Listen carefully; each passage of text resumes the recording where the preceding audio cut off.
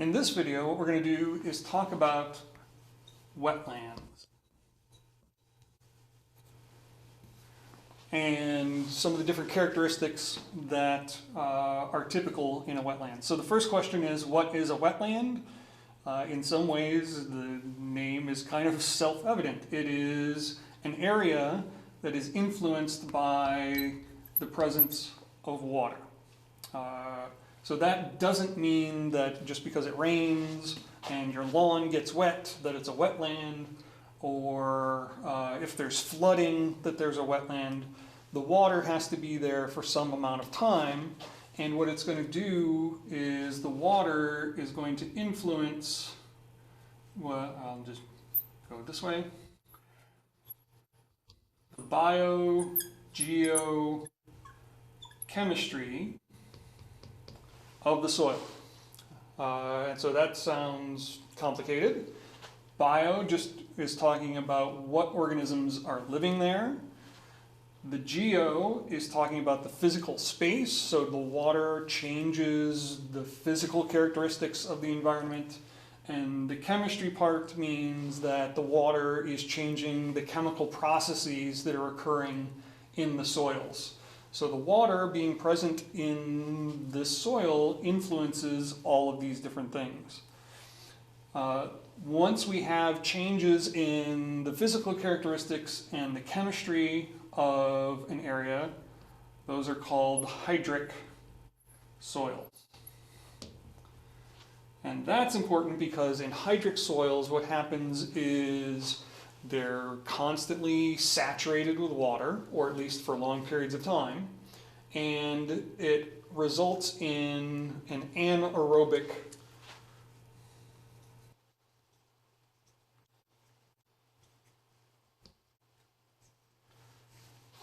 condition within the soil. So anaerobic just means that the oxygen levels that are in the soil are very low. Versus if you go out into a park or your yard or an area that's not a wetland, while there may not be a huge amount of oxygen, there's enough oxygen for different kinds of organisms to live there.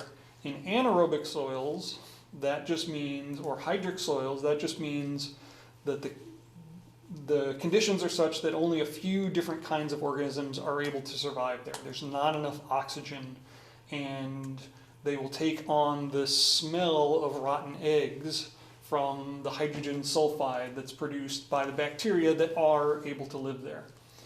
Okay, so the biogeochemistry is influencing what kinds of organisms are living there. Oftentimes we can define different kinds of wetlands, so we'll talk about types of wetlands. And there's lots of different types of wetlands. I'm just going to talk about a few of them. But they are often defined by the kinds of organisms that live there, typically the plants. So some of the main types of wetlands, you're going to be familiar, of course, with rivers and streams. And here we're not talking about necessarily the river itself or the stream itself, but the areas right around it, because it's going to be the water is going to saturate that soil, and so you are going to have certain types of trees and plants that can live right next to or on the banks of a river or stream, and other types of plants that wouldn't be able to. Same thing occurs for lakes and ponds. Those are, so what's the difference between rivers and streams and lakes and ponds? Is the water flowing in a direction or not? So rivers and streams, of course, the water is flowing downhill. Lakes and ponds, what's happening is the water is contained within an area. You still have water movement there, but it's not necessarily going someplace. There may be an outflow, but the whole body is not moving in a particular direction.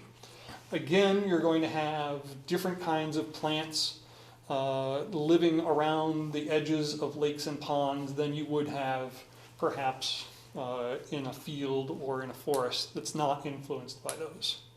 So everybody kind of knows what those are.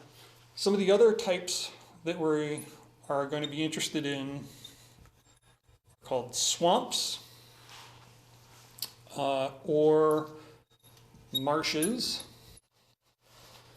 Swamps are areas where you've got standing water, but you've got trees that are growing out of the water. Marshes, you've got standing water, but you don't really have woody plants there. Mostly what you have are types of grasses that are growing out of the water. So here in Utica, right within the city limits, we've got a big marsh that is got lots of emergent vegetation growing out of it, but not really trees. So if you drive by, you can see these pools and lots of sort of grasses and sedges and reeds that are growing out, but not big trees that are growing out. Versus a swamp, if you think about the movies where they're going through the bayou, you've got these big cypress trees that are growing out of the water. Those are swamps. And we do have swamps around here, it's just harder to find them. Other kinds of things that we're going to talk about are called the bog. And the interesting thing about bogs is they don't really have any source of water feeding them other than runoff from the rain. So there's no real streams going into them. So a bog is built in a very similar way compared to a pond. But what happens is, so this is the water. What happens for a bog is it doesn't have a whole lot of water change. So it's in a low area, and what you get are mosses that grow along the edges of the pond.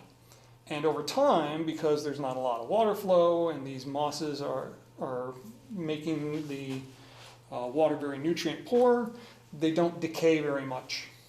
And so what happens is the mosses grow thicker and thicker and thicker and will actually grow out over the surface of the water. And over time, the mosses become thick enough that you can actually walk on them, and those are called quaking bogs. So if you walk out onto a bog, so we'll make a little person out here, you can stand basically on the water being held up just by moss. And if you jump up and down, the whole thing shakes around you. So one of the things that I'll do for C-Step is go to a bog, and you will be able to see in the video that I take that the surface of the pond, or basically it seems like the ground is moving because I'm basically just standing over water, and the only thing that's holding me up are some small plants, which is super cool and slightly terrifying all at the same time. So those are different kinds of wetlands that we'll talk about. Just really quickly, some of the functions of wetlands. I didn't spell that right. Functions